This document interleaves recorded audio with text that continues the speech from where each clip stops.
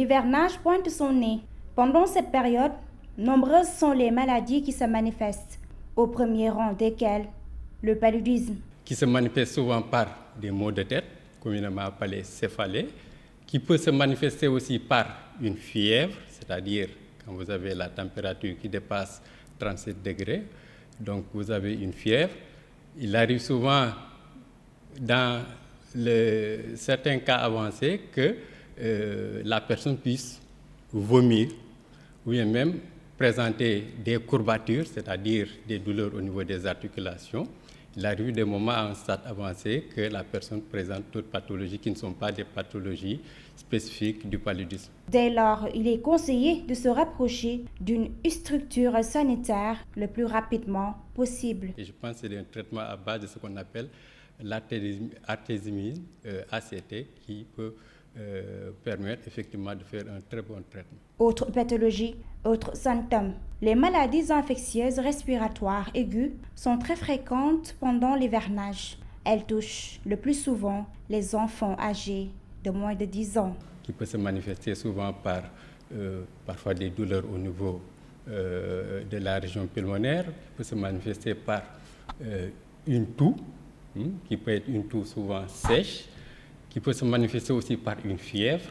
Et je pense que souvent, ça, c'est des signes qu'on peut rencontrer. Des signes qui donnent une indication claire sur la prise en charge médicale. En plus du traitement causal, c'est-à-dire le traitement étiologique, on fait souvent un traitement symptomatique à base d'antidouleurs s'il y a des douleurs, à base d'antipyrétiques, c'est-à-dire pour faire baisser la fièvre, et éventuellement à base d'antibiotiques si c'est une infection respiratoire aiguë due à des germes bactériens.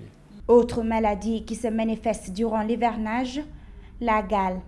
Cette pathologie très fréquente chez les enfants qui côtoient les eaux stagnantes se manifeste par... Et souvent, entre les orteils, vous voyez souvent des lésions qui peuvent être des lésions sèches, mais parfois aussi des lésions, surtout si elles sont à un stade avancé, peuvent entraîner des surinfections. C'est vrai que la gale, parfois, il y a l'une des manifestations la plus fréquente, c'est le prurite, c'est-à-dire les démangeaisons qu'on rencontre chez les personnes qui présentent la gale. Et je pense qu'en regardant les lésions, le diagnostic peut permettre effectivement de pouvoir confirmer que c'est une gale. Après confirmation, place au traitement. Si c'est un stade où il y a une surinfection, on y associe de l'antibiotique.